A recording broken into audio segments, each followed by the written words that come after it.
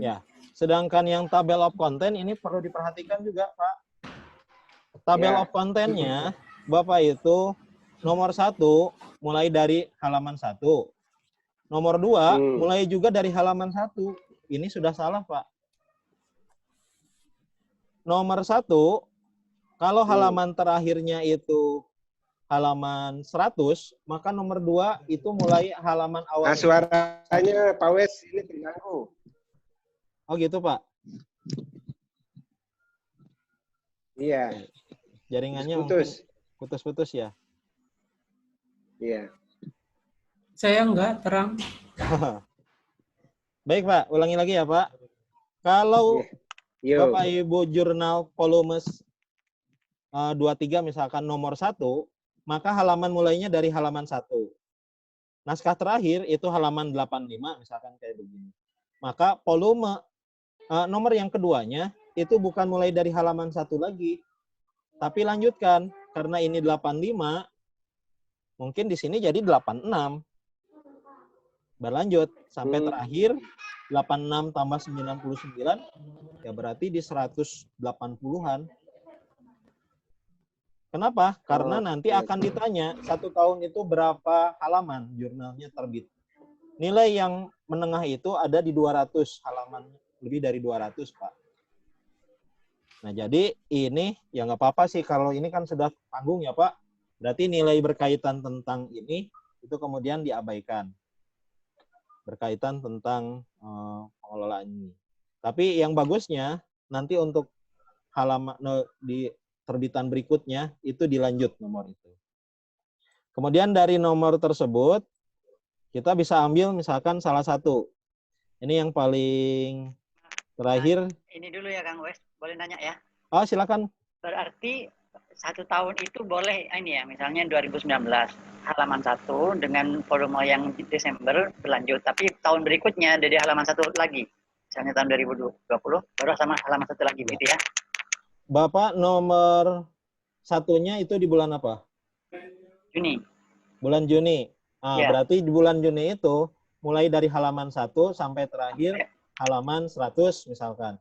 Ya, terus bulan Juli sampai Desembernya lanjut bulan ya. Juli dan Desember itu dilanjut. Nah, tahun berikutnya boleh dari halaman 1 lagi maksudnya. Nah, tahun berikutnya karena sudah berubah volumenya, balik lagi ke nomor 1. Ya. Maka halamannya kembali lagi ke 1. Ya, terima kasih. Ya.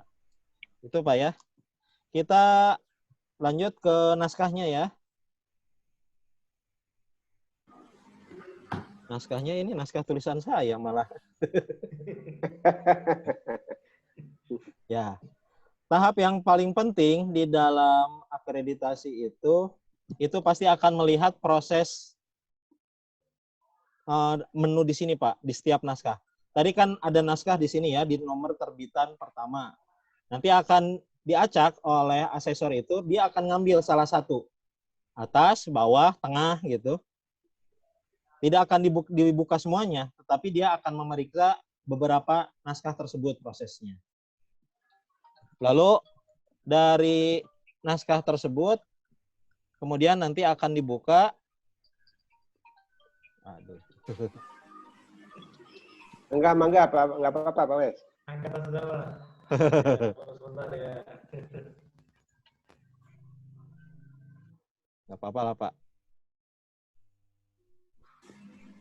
Jadi dari naskah ini kita nanti akan kelihatan mulai yang pertama, dilihat dulu summary-nya.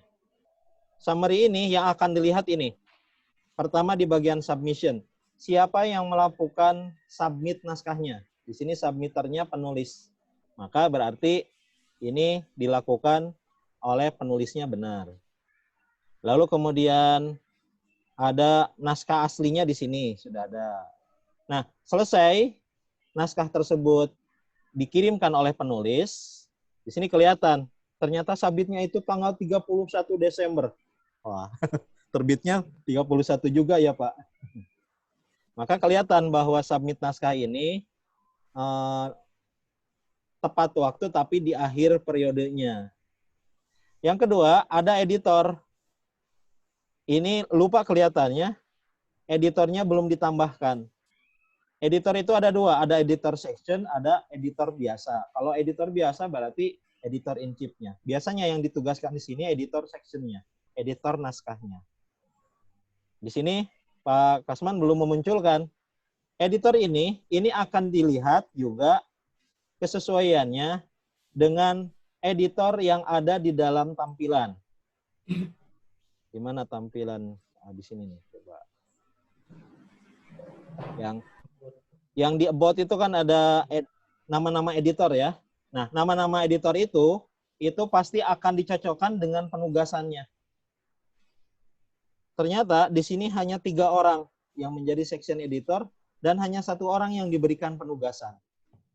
Nah, berarti jurnal ini belum melakukan proses penugasan editor yang bagus. Mestinya kalau ada 4 nomor yang sudah terbit masing-masing 5, itu kan 20. Berarti komplitnya di sini harusnya sudah 20. Kemudian yang about-nya tadi ada editorial team. Editorial team-nya itu kan ada Pak Tasman, ada Pak Cecep, lalu ada 3 orang, Samsul, Iron, dan Holis. Nah, maksudnya editor section itu bukan hanya editor yang ada di tim editor, tapi juga editor in chief, managing editor juga bisa menjadi section editor. Jadi Pak Tasman, Pak Cecep juga bisa masuk di sini, berikan penugasan, sehingga nanti kemudian bisa muncul bahwa pengolah jurnal itu yang ditugaskan. Masukin namanya gimana caranya? Tinggal ditambahkan Pak, add editor atau add section editor. Di sini kan ada Pak Tasman. Ini 9 semuanya dengan akun Bapak. Pak Cecepnya nggak ada kerjaannya ini. Kemudian yang satu lagi, yang tadi add section editor. Kalau ini kan editornya ya. Kalau yang satu lagi add section editor.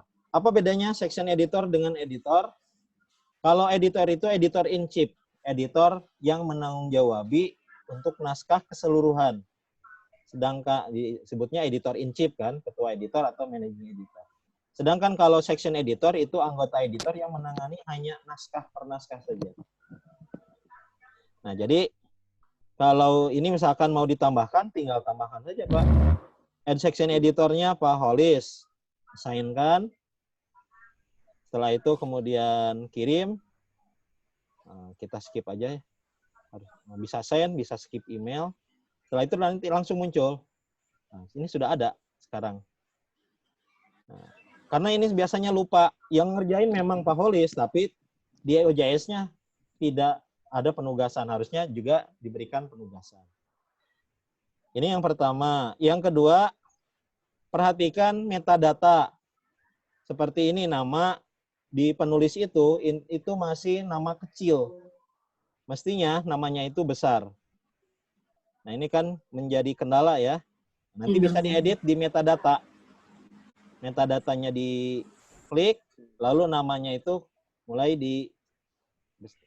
distandarkan. Kenapa? Karena nanti metadata dari naskah ini itu jadi salah terus ketika memanfaatkan manajemen referensi seperti Mendeley. Lalu abstrak, saya belum membuka abstrak yang di naskahnya ya. Kalau di sini abstraknya hanya bahasa Inggris, diupayakan abstraknya 2 bahasa Pak. Ada bahasa Inggrisnya dan ada bahasa Indonesianya. Lalu referensinya juga diaktifkan, di copy paste saja, pindahkan ke halaman referensi ini. Sehingga nanti bisa lengkap metadata tersebut tersimpan dengan baik. Nah, kalau summary-nya sudah selesai, yang kedua akan dilihat itu review. Review-nya, apakah sudah ada penugasan atau belum? Nah, di sini belum ada juga. Padahal tadi di tim editor ini ada Pak Jamhari, Pak Suparto, Pak Andi Faisal. Ini kan orang-orang hebat ya. Yang terakhir saja yang belum hebat. Dan ini harus dipilih, select review. Nah, di sini kan sudah ada. Tapi belum ada penugasan 1 orang pun. Maka berikan assign juga, Pak. Hmm. Paling tidak ada penugasan yang kemudian review-nya nanti kemudian diserahkanlah ke reviewernya, tolong beri catatan. Asal ada catatannya itu maka kemudian nanti bisa muncul di sini. Dan sayangnya di sini belum muncul. Sehingga nanti nilainya pasti akan lebih rendah. Kemungkinan ini ada di Sinta 5 mungkin, Pak. Kalau ini masih belum dilengkapi dengan tampilan yang standar, bukan tampilan manajemen yang standar. Kemudian juga kalau ini ada penugasan, nanti di bawahnya nanti muncul juga apa catatan reviewnya, apa form review yang diisi oleh reviewer, dan naskah dari reviewernya sendiri. Nanti muncul di bagian peer review ini. Dan terakhir, diperiksa kapan naskahnya itu diterbitkan. Maka dibukanya di editing ini. Biasanya akan kelihatan dari schedulingnya ini. Yang kedua, kemudian layout-nya. Galai itu, ini terlalu banyak, Pak. Coba kalau diarsip, nanti PDF-nya jadi banyak kalau begini. Nah, ini ada 3 begini, Pak. Mestinya ini galai yang terakhir saja, yang satu saja yang kemudian dimunculkan. Jangan sampai 3 begini. Oke. Yang paling baru yang mana, Pak? Atau sama aja ini? Tinggal di-delete saja ya. Jadi kalau Bapak Ibu mau memperbaiki naskahnya, itu pakai edit saja di sini. Misalkan galai yang format pertama. Tinggal klik edit, setelah itu uploadkan PDF naskah yang barunya. Maka nanti di sini akan berubah, awalnya 1 menjadi 2. Nah, kalau sudah 2 berarti ada perbaikan dan tanggalnya nanti akan berubah. Jadi di sini ditelusur. Telusur, nanti muncul, setelah itu uploadkan dulu, selesai baru kemudian di-save, nanti muncul ke halaman yang barusan. Di sini kemudian akan muncul perbaikan naskah PDF yang versi terakhirnya. Kalau ini lengkap, biasanya asesor akan melihat ke history. Nah, historinya siapa? Linda Maulida, Tasman, Tasman. Ini hanya 2. Tidak ada asesornya kan? Tidak ada reviewernya. Nah, mestinya reviewernya juga di sini akan muncul. Dan ini kelihatan bahwa tanggal uploadnya itu kemudian melewati dari jadwal yang sudah disiapkannya. Makanya kemudian tanggal di sini ini akan panjang. Biasanya dengan nama yang berbeda-beda. Penulis, editor, reviewer, editor, penulis, editor. Terakhir editor, perbaikan keseluruhan. Jadi ini naskah yang akan dilihat bagian dalamnya. Dan nanti biasanya yang akan dilihat berikutnya itu dari naskah PDF yang sudah jadi dengan yang review. Kalau yang review yang tadi di proses review, apakah ada reviewnya atau tidak ada? Kalau tidak ada, sudah berarti dinolkan. Lalu naskah yang sudah jadi itu akan di-download dari sini. Coba kita ambil. Ini PDF satu-satu semua, tapi yang ini 3, yang ini 2. Berarti ini ada yang double, Pak. Bahkan ini triple. Karena terlalu bagus mungkin ya naskahnya, jadi sampai 3 naskah.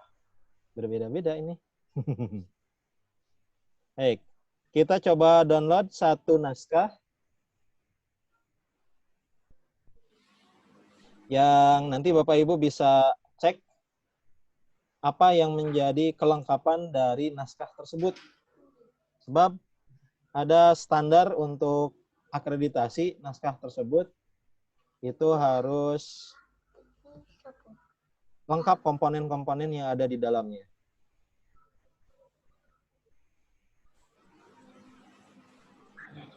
Oke.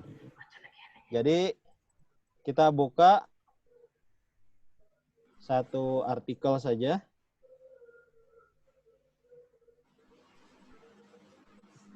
Oke, share-nya kita ganti share-nya ke yang naskah ya.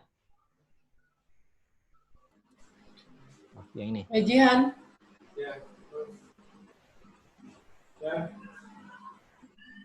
Baik. Ini ada tampilan naskahnya ya. Naskah ini yang sudah terbit, itu kan tampilannya begini.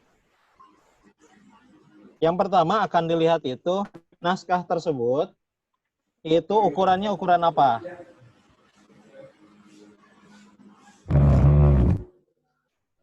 Kalau naskah tersebut ukurannya 4, maka nilainya maksimal. Kalau di bawahnya, maka ukuran yang lain disebutnya. Kayak bisa diabaikan lah kondisinya sesuai dengan naskah dari jurnal yang sudah ada. Yang penting itu sebetulnya nama jurnal dulu yang harus ada di bagian atas. Jadi jurnal dakwah, jurnal kajian dakwah kemasyarakatan, volume 23 nomor 2 2019, halaman 1 sampai 18 itu disimpan di atas. Setelah itu baru kemudian available itu di bawah. Bagusnya malah dilengkapi Bapak Ibu sekalian. Ini naskah ini kan mereka pembaca itu akan mendownload satu-satu. Maka diupayakan semua komponen yang ada di dalam jurnal tersebut itu muncul di sini. Misalkan nomor ISSN, lalu nomor DOI.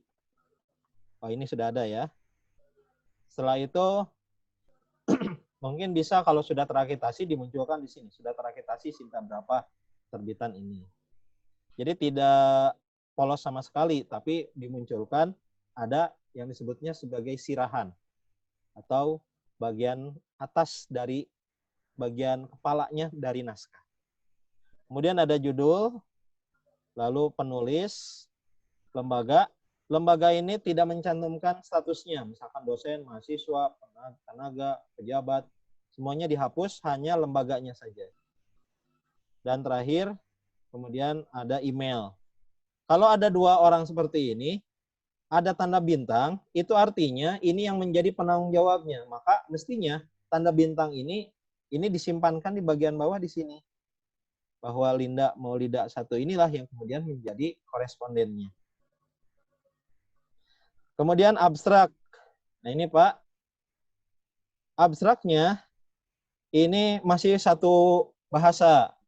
Semestinya ada 2 bahasa. Jadi ada abstrak bahasa Indonesia dan bahasa Inggris dan ada abstrak bahasa Indonesia. Kenapa? Karena di penilaian akreditasi itu muncul abstrak itu diwajibkan ada 2 bahasa. Isi abstrak itu yang pertama harus ada tujuan. Yang kedua metode penelitian. Lalu yang ketiga hasil. Nah, itu saja sudah mencukupi. Jadi abstrak itu bukan membahas latar belakang, bukan membahas teori, tapi 3 komponen tadi. Setelah itu ada keywordnya dan ada doi-nya. Pak Tasman, doi-nya ini sudah aktif? DOI-nya? Ya, DOI yang aktif itu kalau DOI ini diklik, maka akan otomatis muncul dan di sininya balik ke halaman awal. Kalau ini muncul tapi doi not found, berarti doi-nya belum aktif, Pak. Nanti bisa dilengkapi, ditanya saja ke tim jurnal yang ada di kampusnya. Doi-nya itu bagaimana cara menguploadkan XML-nya biar kemudian terdeteksi ada di Crossref atau di DOI. Oke, yang berikutnya di bagian header dan footer ini ada komponen nama jurnal. Harusnya dilengkapi, Pak. Karena namanya kan bukan hanya dakwah, tapi dakwah, jurnal kajian dakwah dan kemasyarakatan. Maka ini harus lengkap sebetulnya. Jangan disingkat seperti yang tadi disebutkan sesuai dengan ISSN-nya. Lalu pembaban naskah. Pembaban itu pengelompokan berdasarkan subjudulnya. Di sini ada pendahuluan. Selesai pendahuluan, lalu kemudian ada landasan teoritis. Setelah landasan teoritis, lalu muncul pembahasan.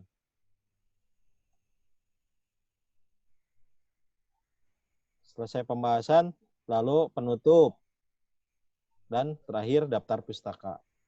Kalau penutup ini kan tebal besar. Pembahasan juga hurufnya kapital semua dan besar. Nah, mestinya pendahuluan juga tebal dan besar. Tapi ini kecil ya. Jadi apa ya? Langsung perasaan itu langsung ngegejlik gitu. Berbeda. Oh, ini mah kecil ya. Yang lainnya malah besar-besar. Di pendahuluan, yang paling penting bukan hanya latar belakang, tapi penelitian terdahulu. Di mana penelitian terdahulunya? Nah, ini di sini ada beberapa penelitian terdahulu. Nah, ini dianggap standarnya lah, bahwa di latar belakang itu ada kemudian penelitian terdahulu. Apa saja penelitian terdahulu yang pernah dilakukan? Setelah itu apa bedanya?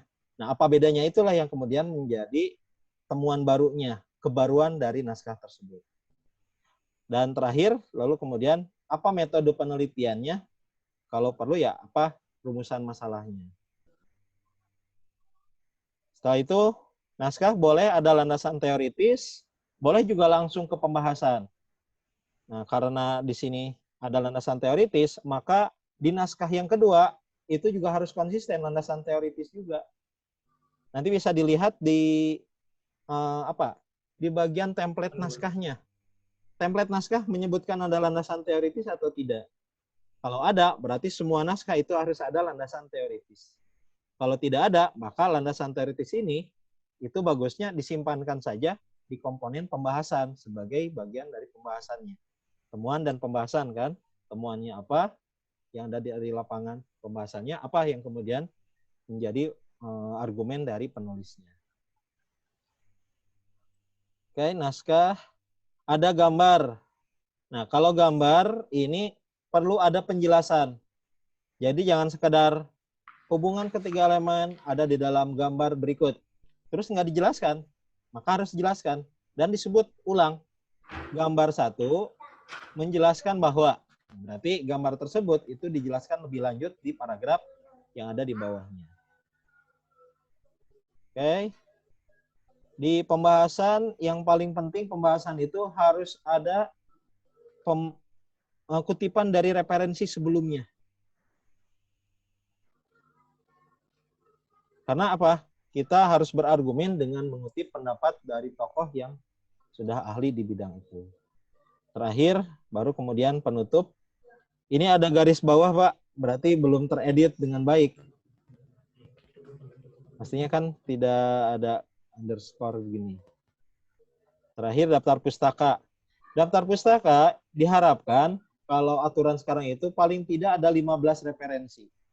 Kita bisa hitung saja di sini. 1, 2, 3, 4, 5, 6, 7, 8, 9, 10. Ini sudah lebih dari 20.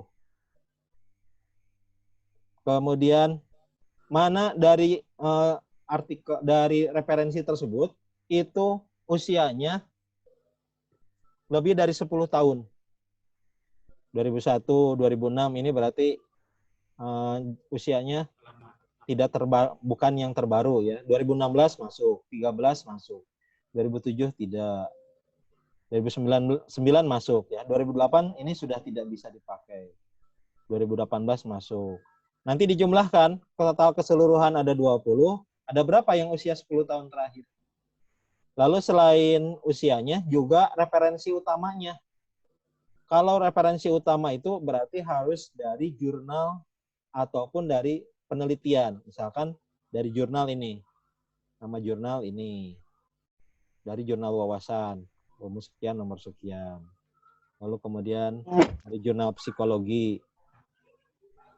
Oke. Yang perlu diperhatikan juga, daftar pustaka itu harus menggunakan citasi, style. Menggunakan stylenya yang mana? Kalau standarnya itu menggunakan APA. Jadi APA itu biasanya nama akhir, Adi. Dwika itu jadi D titik, K titik. Lalu 2001 titik dalam kurung titik. Judulnya miring. Kota penerbit, titik 2, nama penerbit. Jadi ini yang salah yang ini, Pak. Dewika-nya masih muncul. Kemudian yang kedua, kalau jurnal, maka jurnal tersebut juga sama nama jurnal, nama penulisnya itu. Seperti ini. Hirzin Muhammad. Jadi Hirzin, M titik dalam kurung 2007 titik Uha dan kerukunan dalam perspektif Islam. Ini tidak dimiringkan, betul. Aplikasi jurnal aplikasi ilmu-ilmu agama dimiringkan. Volumenya bukan volume 8 Romawi nomor 1, tapi jadi 8, 1 dalam kurung. Lalu halamannya berapa? Bahkan APA itu meminta sampai ke nomor DOI-nya. Kalau ada nomor DOI-nya, maka nomor DOI berapa? Kalau tidak ada nomor DOI, ada alamat online, maka di situ diakses dari alamat websitenya yang mana. Kalau ini tidak diperbaiki, biasanya nilainya akan jatuh dalam pengutipan. Dan nilainya lumayan. Itu bedanya bisa sampai 3-4 poin. Maka ini betul-betul harus diperhatikan dengan maksimal. Baik, naskah sudah sampai terakhir, Bapak Ibu sekalian. Saya kira pembahasan seputaran berkaitan tentang tampilan dan substansi.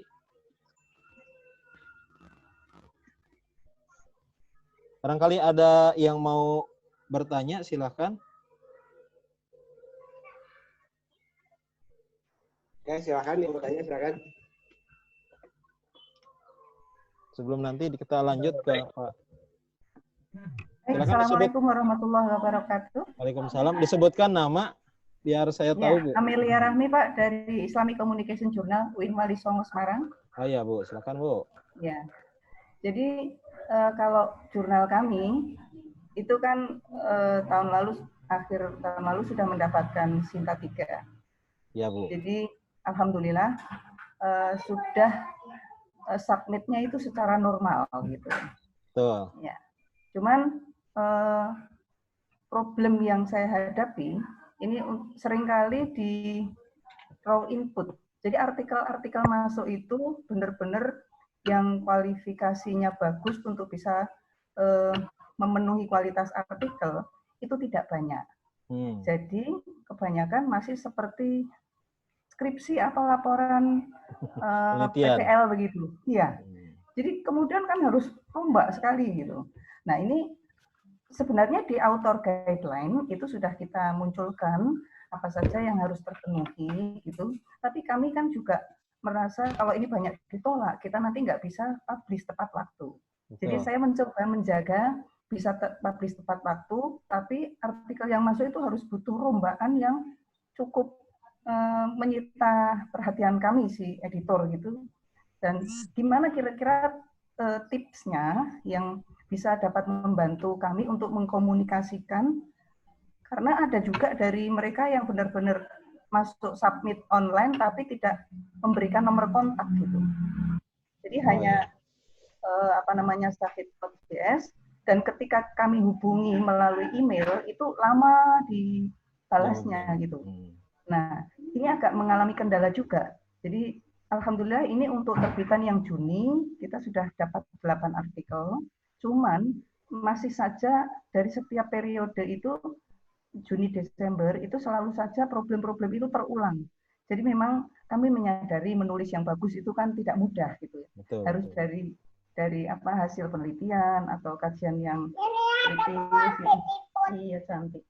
Nah, kemudian memprosesnya, meramunya menjadi artikel yang secara substansial bagus itu kami sudah dibantu, termasuk Pak Uwes juga masuk di reviewer kami gitu.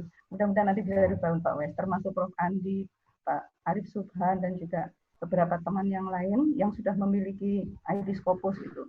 Hanya untuk teman-teman yang akan mengirim itu gimana ya Pak caranya supaya kita tidak terlalu banyak melakukan rombakan gitu. Dan itu memang tantangan dari seorang pengelola jurnal. Saya kira dialami oleh teman-teman yang lain, Pak Tasman, Bu Siti Nur, dan yang lain-lainnya juga. Gitu.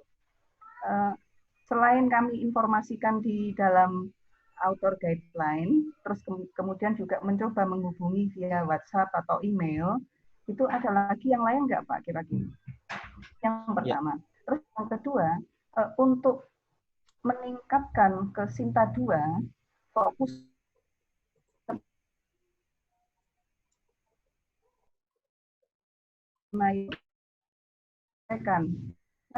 yang model Putus-putus, Bu. laporan skripsi atau laporan PPL itu kemudian bisa dirubah menjadi lebih bagus lagi, lebih bernuansa artikel jurnal yang nanti bisa mendongkrak poin substansi itu. Nah, itu jadi kemungkinan di tahun depan itu sudah harus mencoba untuk resubmit agar bisa naik lagi. Itu apa yang harus kami tempuh ini, Pak, rencananya? Apa saja ini, mohon tipsnya nih. Baik, Bu. Terima kasih, Pak. Sama-sama. Jurnal kampus mana? Islamic Communication Journal. Dari Islamic Communication Journal. Dari Win Wali Songo. Win Wali Songo Semarang ya, Bu. Iya. Baik, Bu. Yang pertama, raw input yang memang tidak bagus itu bukan hanya dialami oleh jurnal-jurnal yang tahap awal seperti kita, Bu. Tapi juga semua pengelola jurnal, termasuk yang sudah Sinta 2. Saya saja ngobrol dengan pengelola jurnal dari Mataram.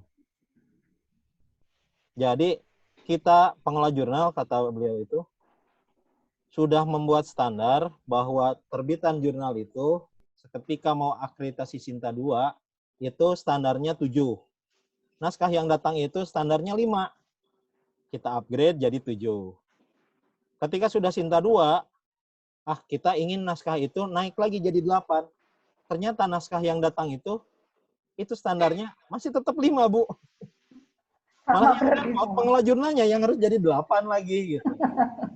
Akhirnya yang repot ya balik lagi ke pengelola jurnal. Kalau kemudian tidak ada komitmen yang tinggi, maka jurnal memang agak susah untuk terbit. Maka yang biasanya sering dilakukan begini, Bu. Pertama, kita memang harus kerjasama dengan penulisnya. Seperti tadi, kontak penulisnya tidak ada kan susah. Ya, maka diupayakan disetting saja, Bu, di OJS-nya. Itu kan ada pendaftaran untuk memasukkan nama, alamat email, lalu kemudian ada nomor HP. Nah, nomor HP itu dibintangi untuk diwajibkan. Di UIN Bandung sekarang sudah ada kewajiban, kalau ada yang daftar, itu wajib mencantumkan nomor kontak. Nanti bisa ditanya ke tim OJS-nya, tim jurnal yang menangani jurnal manajemen, minta bagaimana supaya pendaftaran calon penulis itu mereka diwajibkan memasukkan nomor kontak HP atau WA. Kemudian yang tadi memang agak susah kalau kemudian penulis itu mereka tidak mau kerjasama untuk memperbaiki naskah. Kalau saya biasanya sebelum naskah itu disetujui untuk reviewer, kita rombak dulu jadi standar sesuai dengan template-nya. Misalkan komponen-komponennya, biasanya kan masih seperti laporan penelitian. Jadi masih ada teoritis, kalau saya kan tidak menggunakan landasan teori, tapi langsung ketemuan. Maka kita rombak naskah tersebut, diberikan lagi ke penulisnya. Ini yang standar yang sesuai dengan kita, tapi ada beberapa bagian yang perlu dilengkapi. Contoh yang paling susah itu kan pengutipan dari jurnal lagi. Dari artikel jurnal dan 10 tahun terakhir. Nah, jadi kita agak sedikit rewel juga ke penulis itu. Ini naskah-naskah artikel jurnal yang sesuai. Maka kita harapannya sekarang jurnal-jurnal dakwah di PPJID, misalkan termasuk yang di Ibu, di Wali Songo itu, coba dibuatkan daftarnya, kita bareng-bareng membuat daftar itu, dan kita satukan setiap tahun kita upgrade terbaru. 10 tahun terakhir jurnal yang ada ilmu dakwah itu ini artikel-artikelnya. Biar penulis kemudian nanti bisa dimudahkan. Kita juga bisa langsung memberikan saran kan. Nih ada satu file Excel yang isinya semua judul-judul 10 tahun terakhir dari jurnal-jurnal dakwah yang ada di Indonesia. Itu akan lebih mudah untuk kemudian diberikan saran. Kalau sekarang kan enggak. Saya menjadi penulis misalkan di Wali Songo.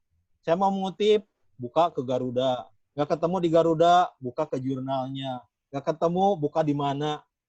Jadi beda-beda akhirnya, agak susah.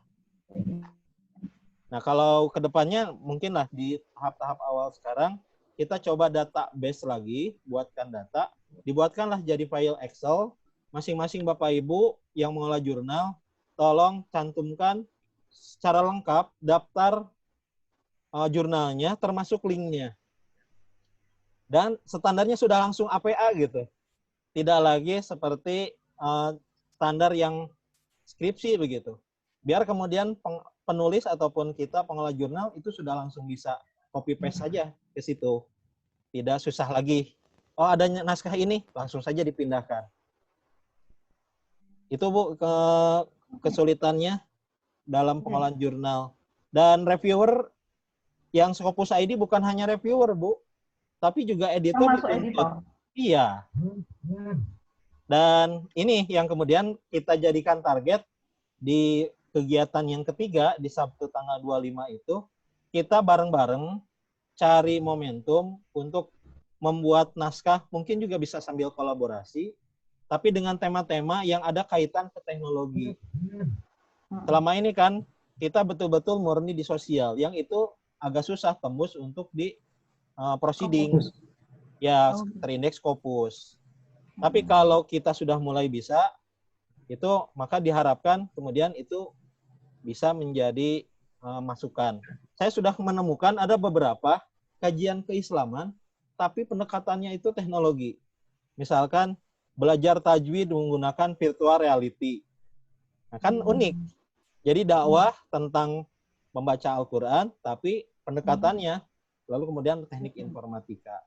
Dan saya kira ini akan lebih cepat daripada jurnal yang biasa. Baik. Oke, ya. Baik. Terima kasih. Nanti kita coba. Kita ada sesi yang kedua. Ini Mas Dani sudah siap. Jadi biar melengkapi Bapak Ibu sekalian, kita langsung saja ya ke Pak Dani. Saya kembalikan dulu ke Pak Tasman. Silakan Pak. Terima kasih. Assalamualaikum warahmatullahi wabarakatuh. Ya, terima kasih banyak Pak Wes sudah menyampaikan materinya tadi, dan selamat bergabung juga pada rekan-rekan yang lain, ada Pak Cecep Romli, Den, dan yang lainnya. Kita lanjut ke sesi kedua. Silakan ke Pak Anu ada untuk menyampaikan waktu, kamu silakan.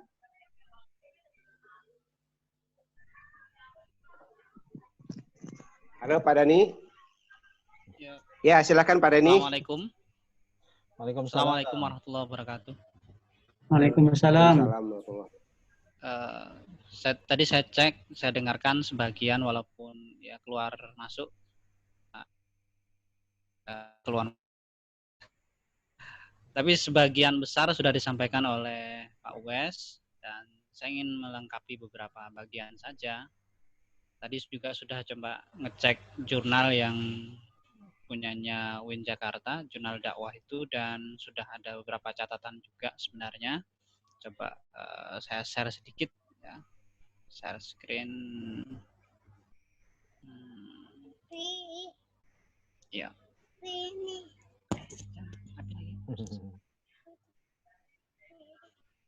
Oke. Nah, ini sebenarnya oke, saya slideshow dulu.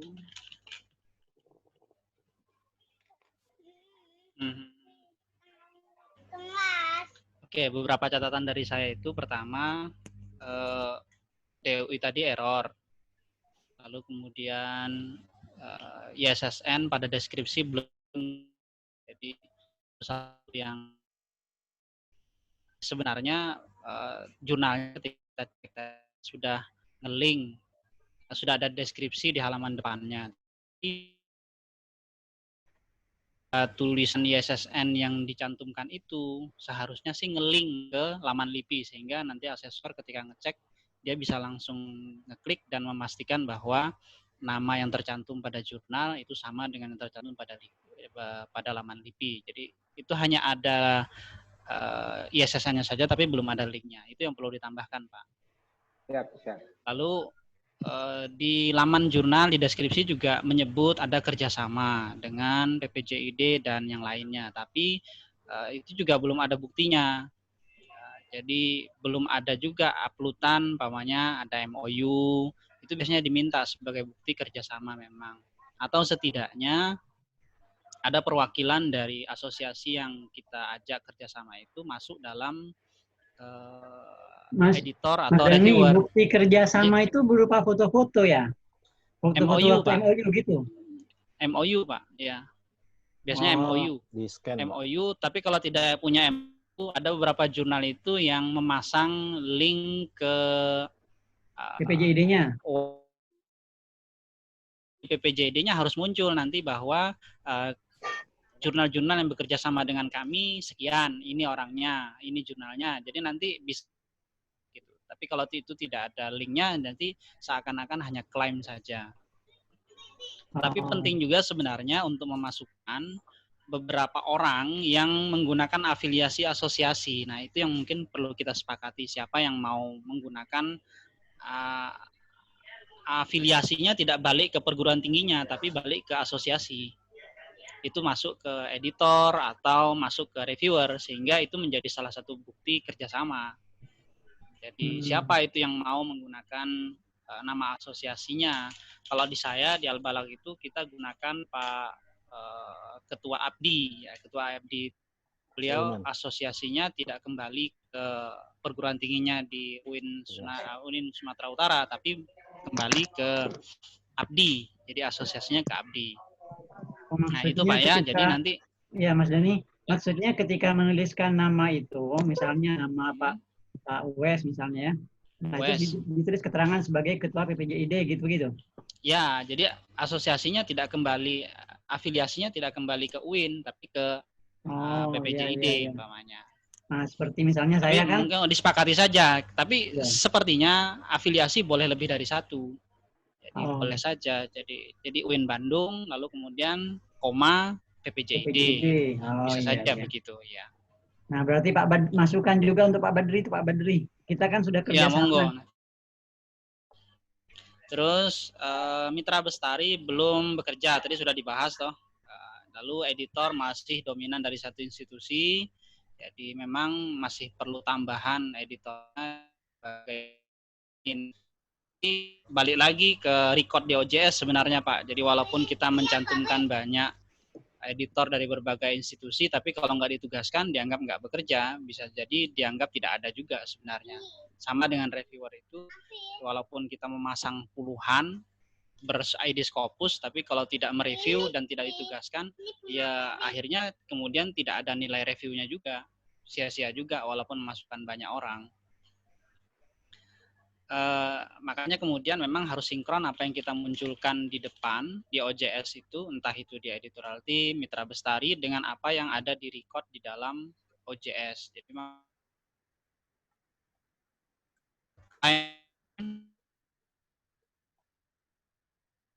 bisa begitu nanti nilainya bisa maksimal.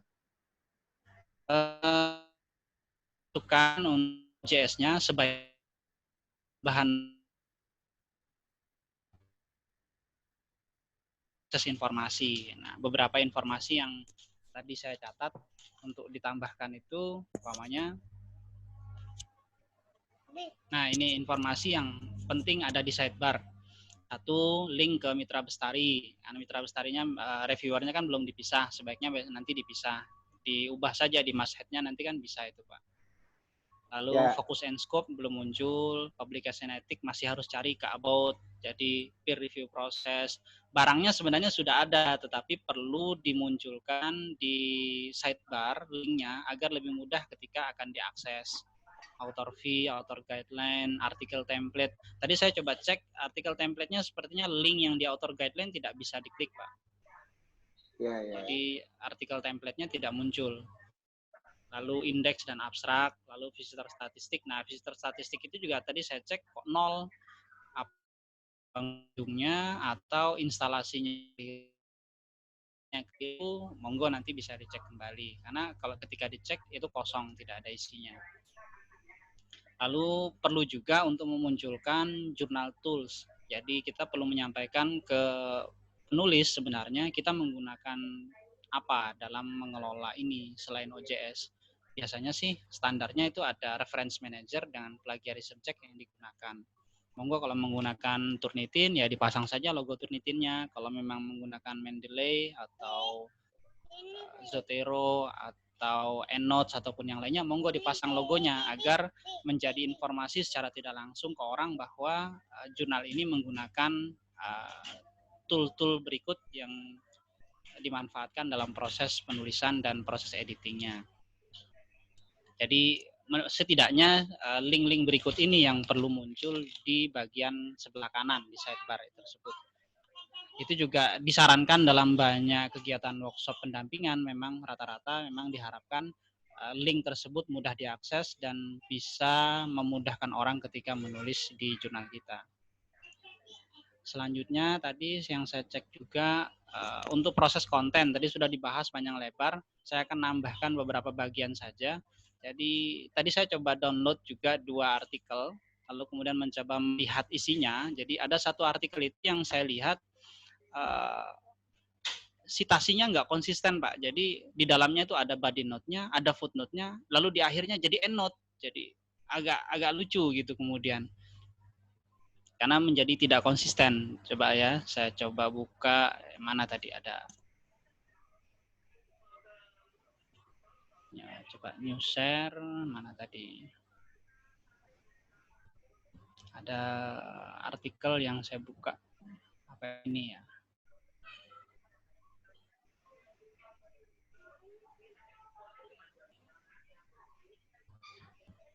Oh, bukan. Coba satunya kayaknya.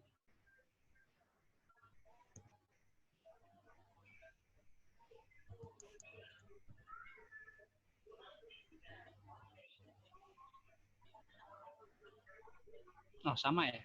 Sebentar.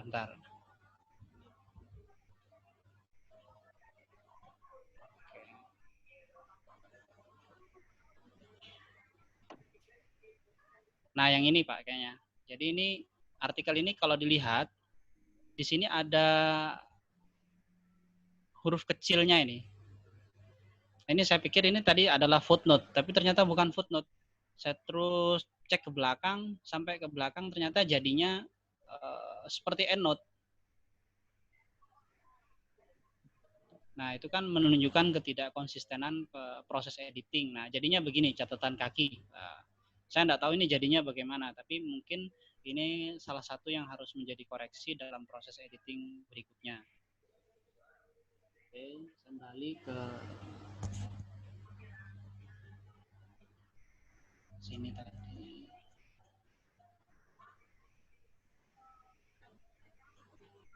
Oke, lalu APA tadi sudah dibahas juga. Biasanya munculnya hanya satu kata. Di dalam banyak artikel masih banyak yang muncul 2 kata, Pak. Jadi tidak konsisten dalam proses editingnya. Dan biasanya APA itu juga hanya nama, koma, tahun. Beberapa itu masih ada yang menggunakan titik 2, lalu kemudian ada halamannya. Itu kan menunjukkan tidak konsisten. Sementara di author guideline itu disebut secara eksplisit bahwa citasi dan referensinya menggunakan APA. Itu menunjukkan 2 hal. 1, tidak konsisten. 2, tidak menggunakan reference manager. Itu sehingga poinnya jatuhnya jadi banyak. 1, konsistensi tidak ada, lalu kemudian penggunaan reference manager juga tidak ada nilainya karena tidak konsisten. Lalu kata kunci tidak terkonsep dengan baik, ada kata dan. Nah, tadi saya menemukan ada kata kunci. Jadi di mana ya tadi? Coba saya share lagi.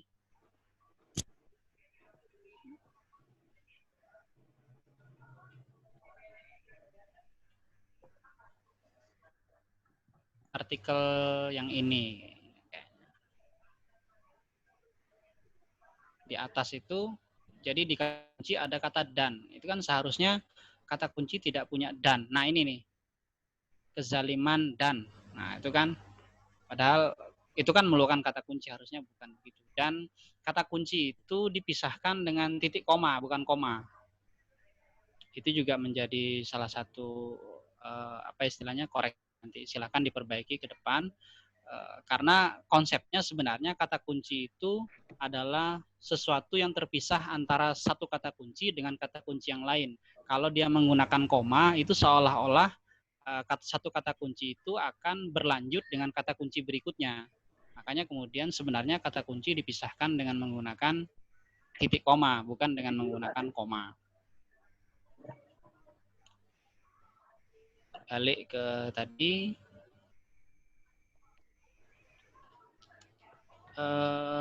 Tadi juga sudah disinggung terkait jumlah rujukan primer, masih di bawah. Saya coba sampling tadi, di bawah 50%. Jadi 9 dari 25. Jadi saya coba hitung tadi, dari satu artikel, isinya itu yang berasal dari jurnal hanya 9 dari 25 referensi yang digunakan. Padahal sebenarnya yang direkomendasikan 80%. Jadi kalau 80% dari 25 seharusnya setidaknya sekitar hampir 18-an setidaknya ya. 18 atau 19 itu berasal dari jurnal. Sisanya kemudian bisa dari buku ataupun dari yang lainnya. Dan usahakan untuk meminimalisir referensi yang berasal dari sumber yang tidak terpercaya. Jadi seperti Wikipedia ataupun sumber-sumber lain yang tidak kredibel. Sekarang seharusnya sudah lebih gampang untuk mencari rujukan yang berasal dari jurnal, karena mencari referensi di jurnal itu lebih mudah daripada mencari referensi dari buku. Kita tinggal merujuk saja ke pengindeks DOAJ, ACI, Garuda, ataupun yang lainnya, itu lebih gampang kok untuk mencari referensi ketimbang harus mencari di buku. Lalu tadi sudah disinggung juga soal gaya selingkung yang tidak konsisten antara artikel. Tadi Pak Uwais sudah bahas panjang lebar.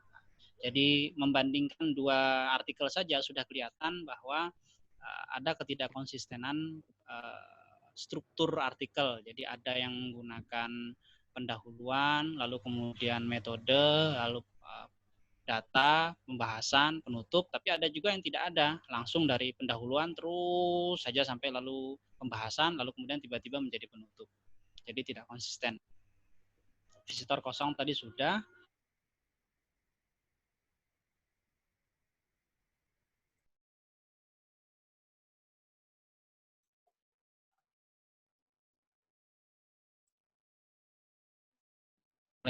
Email, artikel yang masuk itu memang penyakit semua jurnal. Jadi tidak hanya yang Sinta 3, Sinta 3 ke bawah atau yang belum masuk Sinta, yang sudah Sinta 2 juga ya begitu kondisinya. Hanya saja kondisinya kadang-kadang ya kalau yang sudah Sinta 2, karena sudah Sinta 2 biasanya lebih banyak artikel yang bisa dipilih untuk kemudian diseleksi, dan lebih banyak penulis yang mau merevisi ketika kemudian kita minta untuk merevisi ketimbang yang belum Sinta 2. Hanya bedanya di situ. Tapi kalau terkait dengan kualitas artikel yang memenuhi standar yang kita minta, ya sama aja, Bu.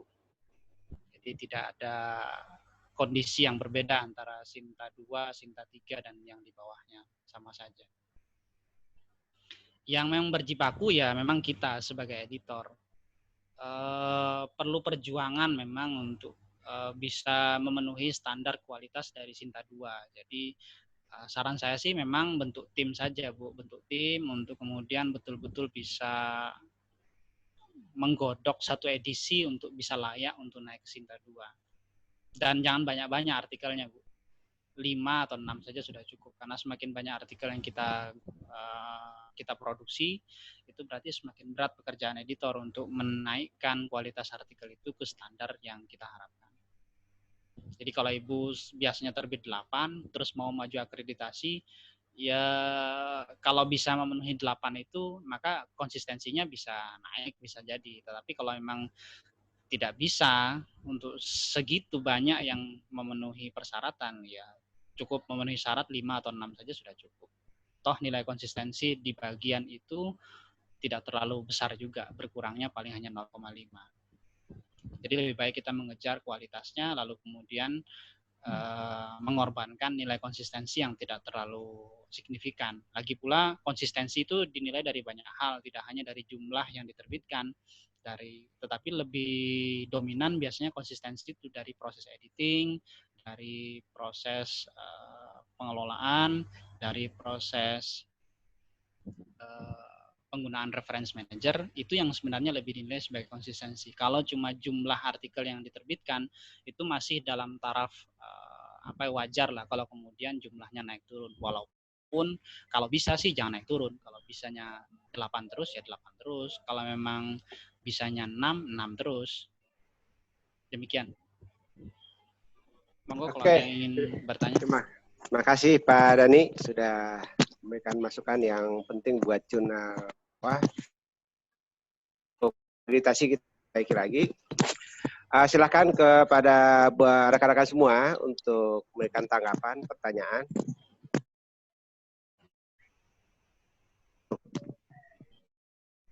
Kita sampai pukul 12 ya, sesuai dengan kesepakatan kita pukul 12 kita selesai. Ya Pak, sampai pukul 12. Enggak? Silakan. Ya Om Tasman. Ya, silakan Pak Cecep. Ya, pertama terima kasih pada Pak Wes dan Pak Dani.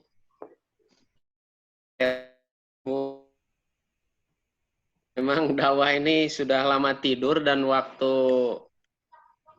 edisi kedua terakhir apa yang semuanya itu memang masih gaya publishing cara cepat itu.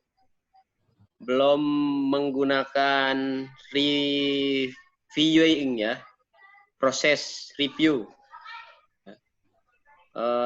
Tapi terima kasih banyak tadi bahasannya lebih dari itu. Mungkin kalau pertanyaan saya agak teknis. Waktu saya coba memperbaiki back issue itu, kalau proses untuk supaya ada ACC proof-nya itu caranya gimana ya? Ada proses ACC proof itu di link, bukan galenya, apanya ya? Jadi kan di tadi yang udah ditunjukkan sama Pak Wes, kalau nggak salah ada listnya tuh, ada proses editornya, proses reviewernya, kemudian paling bawah itu ada editing, paling bawahnya lagi ada proofing.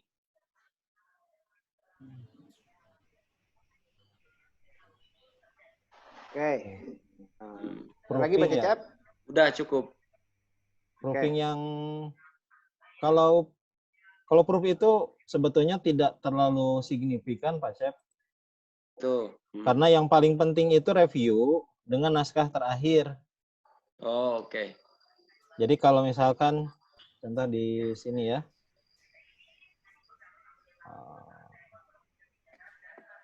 Mana? Ini menghalangi. Ya, ini kan prosesnya ada 3 tahapan naskah itu kan terbagi 3 ya. Jadi ada yang pertama summary, kemudian yang keduanya review, ketiga editing. Nah, yang akan dilihat itu di proses review dulu yang biasanya akan ada tidak proses reviewnya. Kalau ada berarti dinilai, kalau tidak ada berarti dianggap kosong. Sedangkan yang di editing itu sebetulnya tidak terlalu penting untuk copy editing, lalu kemudian proofread dan yang lainnya. Sebab yang akan dilihat itu hanya yang bagian galei format ini saja. Oke. Jadi galei ini diuploadkan, setelah itu selesai. Dan galei itu hanya satu saja Pak, PDF-nya. Siap. Nah, yang lainnya, proofread ini biasanya tidak diberikan penilaian. Kalau mazhabnya mazhab Bandung dan Jakarta, itu biasanya tidak dianjurkan untuk diisi. Tapi kalau mazhab Jogja, itu banyak yang isi saja sekalian. Kan ini ada komponennya. Kenapa tidak dimanfaatkan? Tapi di akreditasi tidak muncul proofread dan layout itu kemudian diisikan. Jadi tidak diisi juga tidak masalah. Siap. Yang dinilai hanya proses reviewnya tadi. Penugasan editor, yang paling pentingnya di sini ada ditugaskan, dan penugasan reviewer dengan bukti hasil reviewnya. Siap. Nah, ini sebetulnya bisa dilengkapi Pak, mumpung masih proses persiapan akreditasi belum penilaian kan, kita bisa lengkapi dengan hasil review yang apa adanya. Jangan dikosongkan sama sekali, kecuali memang tidak ada proses reviewnya. Memang waktu publishing tuh nggak ada Pak Wes, tapi kan bisa diubah lagi rekayasa tanggal gitu. Maksudnya bukan rekayasa waktu upload proses reviewnya? Kalau Bapak nanyanya ke asesor, itu pasti nggak boleh. Tapi kalau nanyanya ke temen, boleh lah Pak, biar Ini ada nilai. Pak Wes gitu, sekarang jangan posisinya sampai lagi kosong. jadi temen ya. Maksudnya gini, biar proses review ini tetap ada nilainya. Apapun hasil dari catatan reviewer itu, uploadkanlah di situ. Oke. Apakah lalu kemudian ke reviewer, kata reviewernya, sudahlah, lengkapi saja sama editor. Paling tidak kan reviewernya tahu bahwa itu tugasnya sudah diberikan gitu. Tapi yang mengerjakan editor, ya lain soal kan ya. Yang penting proses reviewnya itu kemudian memang ada. Jadi saya menganjurkannya sih buat minimal nilai ada saja itu sudah lumayan lah untuk nilai yang lebih tinggi daripada dikosongkan sama sekali. Tapi kalau memang misalkan Pak repot nanti aja lah kalau sudah reakreditasi lagi di tahap berikutnya, di penerbitan berikutnya, ya juga itu nggak masalah. Misalkan sekarang mah udah keburu capek gitu ya, apalagi lebih repot karena kerjanya di rumah, akhirnya sudah abaikan saja, ya nggak apa-apa. Tapi tetap nanti nilainya paling juga sedikit akan dikurangi. Jangan dong, kita semangat ini. Iya. Gitu. Wes, itu perbedaan mazhab antara Bandung Jogja dengan Jakarta Bandung itu gimana efek terhadap penilaian? Enggak, kita Kalau patokannya kebetulan sih nanti asesornya dari Bandung, kita mazhab Jogja gimana coba? enggak. Kalau asesor semuanya satu suara, Bu. Atau Satu suara. ya. Jadi penilaian itu tetap akan mengacu ke evaluasi diri. Jadi selama dievaluasi diri itu kemudian dilengkapi, maka itu yang kemudian akan dinilai. Jadi tidak akan keluarkan di penilaian akreditasi termasuk evaluasi diri tidak ada tentang proofread, tidak ada layout. Maka itu tidak akan dinilai. Ada beberapa aspek yang sebetulnya karena tidak dinilai tidak ada juga tidak masalah. Misalkan di naskah, saya kasih contoh, naskah ini kan mestinya harus ada ini Pak, titi mangsa, ada penanggalan, kapan review, kapan diterima. Nah, kalau naskah kita memang tidak ada, itu hanya diberikan catatan saja. Tolong diberikan tanggal untuk titi mangsanya, untuk apa istilahnya itu, tanggal-tanggal prosesnya gitu ya. Naskah diterima tanggal berapa, naskah direview tanggal berapa, naskah dipublikasikan tanggal berapa. Sebab itu menjadi bagian penting dari proses naskah yang transparan. Tapi di akreditasi tidak ada nilai itu, maka tidak ada juga, tidak akan mempengaruhi nilai, hanya akan diberikan catatan saja. Gitu Pak, tenang saja, mazhab-mazhab itu sih, itu interpretasi orang saja, bahwa ada yang diminta melengkapi, ada yang tidak. Gitu. Baik, ya. Tapi di OJS-nya jurnal dakwah itu Pak, ya, ada satu yang saya terlewat tadi, editor decision-nya tidak dilakukan. Ah iya betul, di OJS-nya ya. Nah itu, iya di OJS-nya harusnya itu editor decision-nya muncul. Jadi hampir semua jurnal, hampir semua artikelnya itu tidak jelas sebenarnya statusnya diterima atau enggak. Langsung publish saja. Nah itu ini kan editor decision-nya kosong. Iya. Ya, di sininya ya. Mestinya ini ada accept kan submission gitu atau accept, revision, required atau gimana. Karena proses reviewnya nggak ada Pak. Iya. Jadi editornya lupa gitu kan. Ini Pak Wes, menerima atau enggak? Pak Wes, Pak Dani. Dan tadi untuk bisa diperbaiki kan supaya proses submitting dari penulis sama proses publishing itu tidak 1 hari 2 hari, masih bisa diperbaiki itu tanggalnya kan ya, diedit tadi. Kalau yang bisa diedit itu hanya edit publish tanggal ini Pak, tanggal publishnya. Tanggal nomor saja, bukan di metadata enggak? Metadata di metadata dan di history enggak. Itu enggak bisa karena bawaan, kecuali Mas Dani tuh yang punya keahlian khusus. Ayo Mas Dani, buka kartunya. Kalau history bisa Pak, tapi kalau yang di itu enggak bisa. Nah, kalau di history kan yang di sini. Itu Tanggalnya bisa diedit masih bisa ya. Tapi kalau yang di proses Masih bisa. editingnya Kalau yang dan diproses review terutama itu yang nggak nempel bisa di ya. filenya itu nggak bisa. Oh. Berarti Jadi tinggal abaikan sajalah Pak. Oh Itu gitu. saja Pak, tanggal itu enggak Yang penting barangnya lengkap itu enggak. Oh Dan dinilai gitu. juga, Siap. yang penting barangnya lengkap. Karena Oke. walaupun tanggalnya dimodifikasi juga enggak terlalu berdampak. Karena yang dinilai kan ada enggak proses reviewnya. Oke. Pak Wes, Pak Dani kan sudah, Pak Cecep udah ada terus. Sudah. Ya, yang lain silakan. Mumpung Pak Dani ini. 6 menit lagi. Ya. Ini makan bersamanya udah siap nih Pak Wes. Nanti dikirim lewat WA Pak. Saya mungkin ada pertanyaan. Assalamualaikum. Waalaikumsalam. Silakan Pak Zen. Ya, saya Muhammad Zen. Pak Tasman tadi. Ya, Jakarta. Nah, ini belum dilakukan online. Barangkali Pak Wes atau Pak siapa tadi Pak Dani siapa ya? Mungkin punya file untuk pengelolaan secara online. Ini boleh nanti di-share. Saya minta begitu barangkali. Atau pengalaman-pengalaman bagaimana pengalaman awal sampai menentukan kira triknya apa kira-kira yang dilakukan. Terima kasih. Pak Zen, dari kampus Pak. mana Pak? Win Jakarta Pak, Win Sarip Patasman. Yang belum ada kan jurnalnya sudah ada Pak? Ya sudah ada, cuman saya baru masukkan kabarnya apa namanya? Jurnal Prodi. Oh, jurnal Prodi. Pak, paling tidak Prodi saya Prodi. Kamar jurnalnya kan sudah ada Pak. Dimintalah ke Pak Tasman.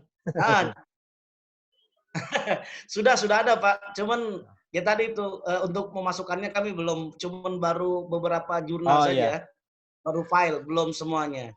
Ya, kalau Bapak ingin belajar tentang proses, itu bisa gitu, baca buku yang tadi, yang proses penerbitan jurnal dari Pak Lukman ini. Yang ini Pak. Bisa kelihatan? Itu di diskusi tadi sudah disampaikan, ada alamat link dari LIPI-nya langsung.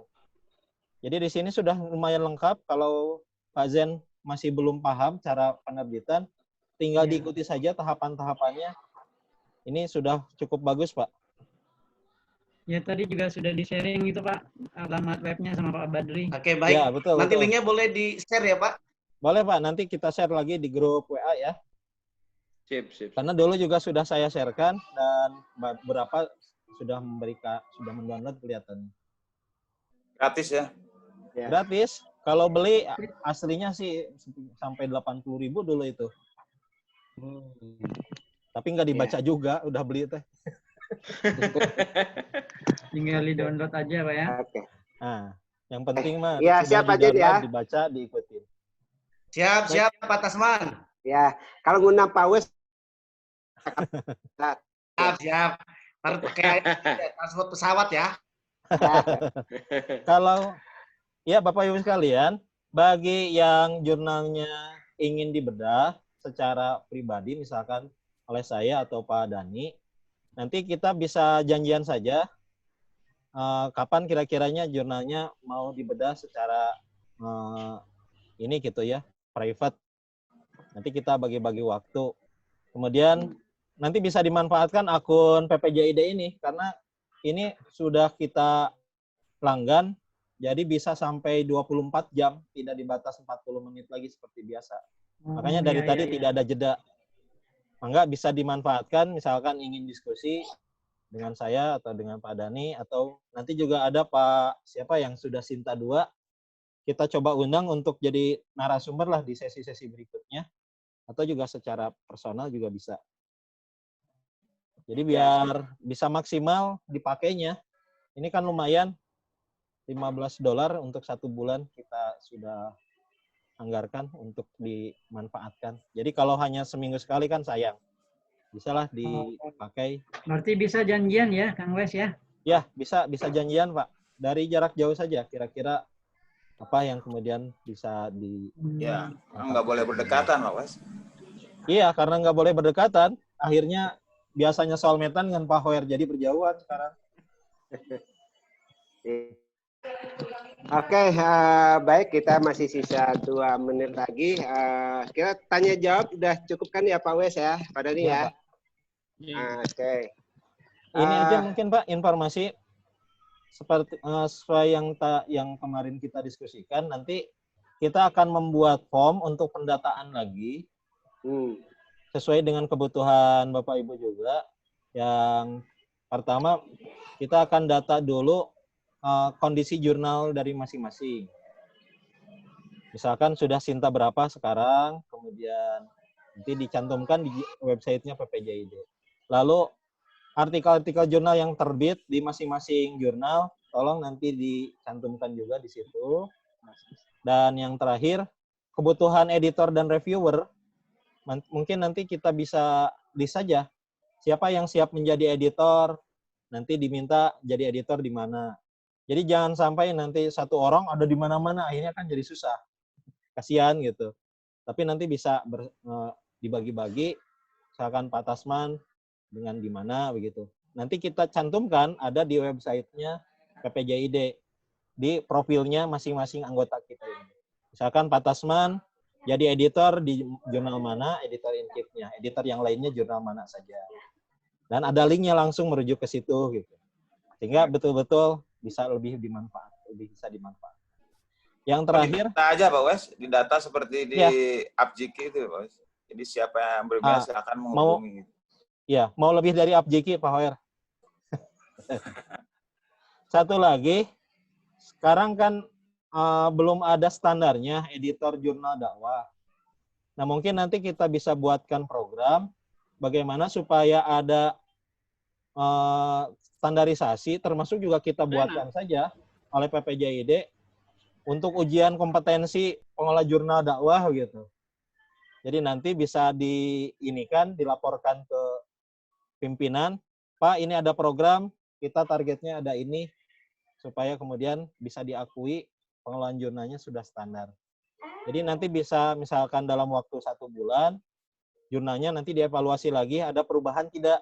Kalau sudah ada perubahan sesuai standar, nanti kemudian bisa diberikan sertifikat dari PPJID bahwa editor jurnal tersebut itu sudah standar, memenuhi kompetensinya gitu.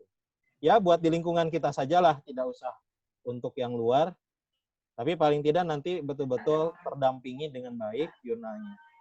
Bahkan saya berharapnya ketika mau akreditasi, coba dibedah dulu lah di PPJID jurnal tersebut, biar kemudian nanti minimalnya ada komponen apa, berapa nilainya.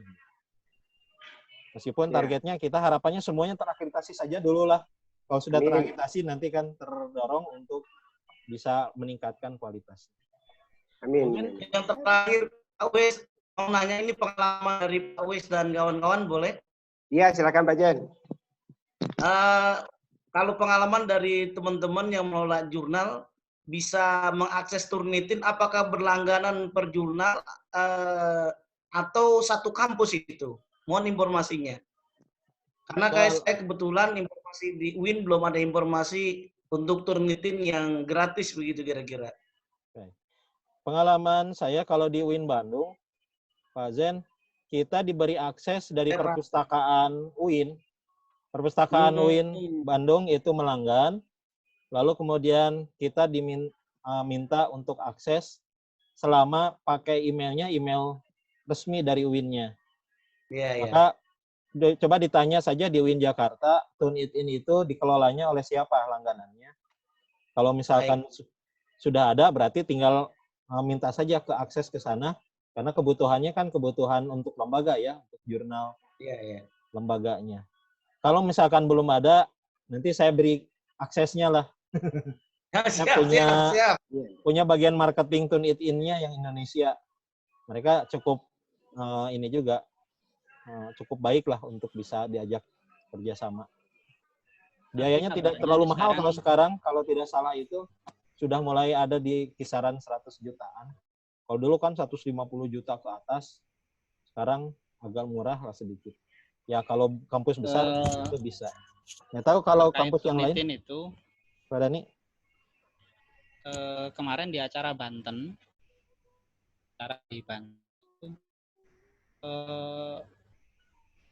subdit penelitian itu sudah bagi-bagi ke semua LP2M. Akun Turnitin diminta saja. Jadi untuk jurnal ya Pak? Untuk LP2M itu bisa digunakan untuk berbagai kepentingan. Jadi kontak saja LP2M-nya karena sudah dibagi satu akun untuk satu LP2M. Nah itu afiliasi. Kabar baik berarti. Ya, terima kasih banyak Pak Uwais. Tapi kalau in Jakarta sepertinya sudah berlangganan lama, Pak. Di perpustakaan ada, Pak. Perpustakaan ada. Iya, perpustakaan. Karena sepertinya LP2M-nya terbagi dan itu tetap dapat satu-satu semua LP2M. Jadi di share itu akan bersama. Oke, terima kasih banyak. Gimana Pak Jen, cukup ya? Siap. Udah, makasih banyak Pak Uwais, Pak Tasman, Pak Dani. Ya Pak. Sama-sama Pak. Ya baik, karena waktu kita sudah habis, kita ucapkan terima kasih kepada kedua narasumber Pak Uwais dan Pak Dani yang sudah mendampingi kita, dan seterusnya untuk akreditasi jurnal dakwah. Dan berikutnya untuk minggu depan kita gabung lagi dalam agenda pelatihan dan bedah jurnal akreditasi tanggal 18 April 2020 jam 10 sampai jam 12. Narasumber tetap Pak Uwais dan Pak Dani dengan jurnal Al-Bayan Win Araneri. Nah, mudah-mudahan kita undang teman rekan-rekan sekalian untuk kembali gabung di acara minggu depan. Saya kira itu saja. Kepada rekan-rekan semua, saya ucapkan terima kasih atas partisipasinya.